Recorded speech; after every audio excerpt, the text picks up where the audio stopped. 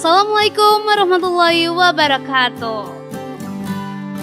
Hai Sobat Harmoni Islam, jumpa lagi bersama Harmoni Islam. Selama 15 menit ke depan, Harmoni Islam akan menemani waktu menunggu berbuka puasa kamu dengan berbagai informasi menarik mengenai Islam. Selalu ada harmoni di setiap ajaran Islam. Banyak nikmat Allah SWT yang diberikan kepada kita. Nikmat yang terkadang sepele, tapi ternyata banyak manfaatnya bagi kesehatan kita. Nikmat tersebut adalah bersin, batuk, mendengkur, dan menguap. Bahkan untuk bersin pun secara agama Islam ada doanya yang merupakan rangkaian syukur atas anugerah Tuhan tersebut. Sebagaimana Rasulullah SAW bersabda, jika salah seorang di antara kalian bersin, hendaklah ia mengucapkan Alhamdulillah. Jika ia mengatakannya, maka hendaklah saudaranya atau temannya membalas Yarhamukallah, yang artinya semoga Allah merahmatimu. Dan jika temannya berkata Yarhamukallah, maka ucapkanlah Yadikumullah wa yuslihu balakum, yang artinya semoga Allah memberimu petunjuk dan memperbaiki keadaanmu. Hadis riwayat Bukhari dari Abu Hurairah radhiyallahu anhu. Pada episode kali ini, kita akan memberikan informasi seputar bersin. Kita sering mendengar orang bersin, malahan kita sendiri juga sering mengalami bersin juga. Nah, sahabat harmoni, ketika bersin selalu bersyukur nggak? Atau malah melupakannya? Coba kita tanya sahabat harmoni yang satu ini. Coba sebutkan nikmat pemberian dari Allah SWT yang biasa kamu alami. Yang paling jelas sih baru-baru dekat-dekat ini, kalau Allah masih memberikan kesempatan untuk menginjakkan di umur yang ke-22 ini baru beberapa hari. Harusnya Allah selalu punya rencana indah di balik semua ini. Kenapa saya harus ke Semarang kuliahnya gitu. Terus pokoknya setiap apapun yang apapun jadi payah kita, apapun semua yang kita lakukan itu pasti Allah punya rencana yang indah. Dan memang sebelumnya kita tuh, saya terutama tuh putus asa, depresi, tertekan segala macam, tapi ternyata nanti beriring jalannya waktu ada hadiah besar dari Allah buat, khususnya buat saya yang selama ini saya rasain sih selama 22 tahun ini.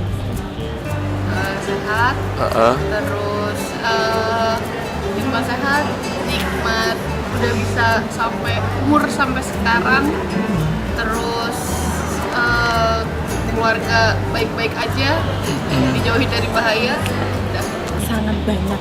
Jadi kalau misalkan harus disebutin satu tuh, kayaknya besok tuh nggak kelar, atau mungkin 2 hari lagi nggak kelar kayak. Cuman sebenarnya banyak sekali sih, menurut aku nikmat dari Allah yang sudah diberikan ke aku, terutama adalah nikmat sehat. Jadi dengan kita sehat, kita bisa melakukan berbagai macam kegiatan, aktivitas dari, pokoknya kita semua bisa, kalau sehat itu pasti bisa ngelakuin apa aja.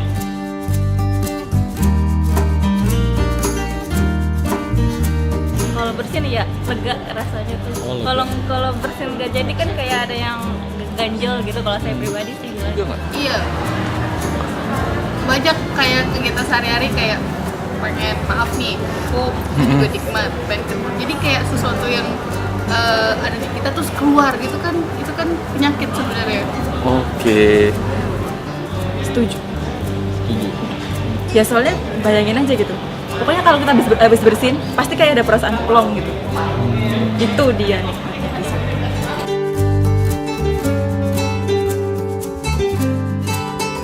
Bersin itu kalau setahu saya sih itu untuk salah satu cara menghilangin penyakit juga sih, dijauhin penyakitnya. Biasanya kayak gitu sih kalau orang tua, jauh-jauh dari penyakit, asyum gitu.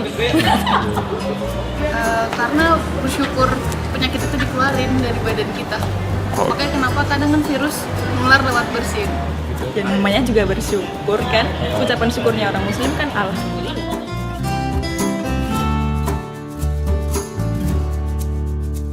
Kayaknya lebih apa ya, menikmatinya tuh saat gitu. Kayaknya tuh semuanya keluar gitu. Penyakit kita keluar. refleks aja badannya merem. Kebetulan saya nggak punya kekuatan seperti itu ya. Kita tanya selengkapnya kepada Bapak Riko Hendrawan selaku konsultan Tibun Nabawi. Bersin adalah sebuah mekanisme yang tubuh lakukan untuk membuang partikel asing yang masuk ke dalam tubuh, yang sekiranya memang partikel itu akan menyebabkan penyakit atau alergen. Dari kacamata medis, bersin juga banyak sebabnya, bisa alergi, bisa memang karena flu, gitu kan, dan lain sebagainya.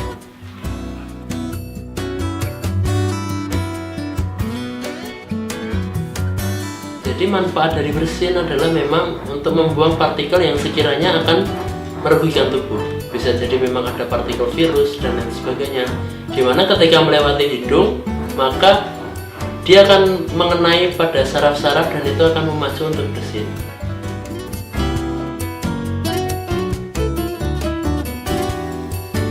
Jadi secara otomatis sebenarnya bersin itu tidak bisa ditahan. Karena memang dia salah satu mekanisme refleks gerak refleks tubuh ketika ada partikel yang masuk. Dan salah satu gerak refleks juga ketika bersin pasti mata kita tertutup gitu. Karena memang dengan kecepatan uap air yang partikel air yang kita keluarkan 250 km per jam itu, kalau mata kita tidak tertutup, maka kelenjar yang di sini yang akan terganggu. Jadi memang salah satu sudah menjadi aturan alam atau sunatullah bahwasanya memang harus Bersin merupakan nikmat dari Allah SWT bagi seseorang. Melaluinya, Allah memberikan banyak manfaat bagi seseorang dan menghindarkan dari berbagai bahaya yang mengancam kesehatan. Keberadaannya menjadi pertanda berjalannya metabolisme tubuh, berfungsinya organ tubuh, dan vitalitas badan. Bersin berfungsi membersihkan faring yaitu rongga antara hidung, mulut, dan tenggorokan. Bersin juga dapat menggiatkan otak dan meringankan tubuh. Selain itu, bersin dapat menjernihkan rohani dan menguatkan fungsi indera manusia. Bersin dan adabnya sering dilupakan umat Islam. Mereka menganggap bersin merupakan perkara biasa dan tiada kaitannya dengan agama. Sebenarnya, bersin mempunyai disiplin tersendiri yang perlu dijaga supaya tidak mengganggu perasaan orang lain ketika kita bersin. Kita dianjurkan supaya tidak meninggikan suara serta mengucapkan pujian kepada Allah SWT, yaitu dengan melafalkan Alhamdulillah, serta menutup hidung dan mulut ketika bersin. Dianjurkan pula mereka yang mendengarkan pujian itu mendoakan dengan rahmat Allah SWT dengan melafalkan Yarhamukallah. Hikmah diciptakan bersin kepada manusia berdasarkan beberapa perkara. Di antaranya untuk menggambarkan Islam sebagai agama yang senantiasa menitikberatkan hubungan hamba dan penciptanya dalam semua keadaan. Oleh karena itu, setiap pekerjaan atau kegiatan yang kita lakukan mempunyai doa tersendiri. Doa yang diucapkan ketika orang yang bersin, serta mereka yang mendengar pujian dapat menciptakan suasana keislaman dalam masyarakat, serta mengajak kita untuk mengingat Allah SWT. Begitu juga hubungan antara umat Islam digambarkan dalam hubungan antara orang yang bersin dan mereka yang mendengarkannya. Mereka saling mendoakan antara satu sama lain sehingga melahirkan hubungan yang kukuh antara umat Islam, hingga dapat meredam permusuhan antar sesama. Nah, maka dari itu, nih sahabat Harmoni, jangan pernah melupakan nikmat Allah yang satu ini. Nantikan episode Harmoni Islam selanjutnya. Wassalamualaikum warahmatullahi wabarakatuh.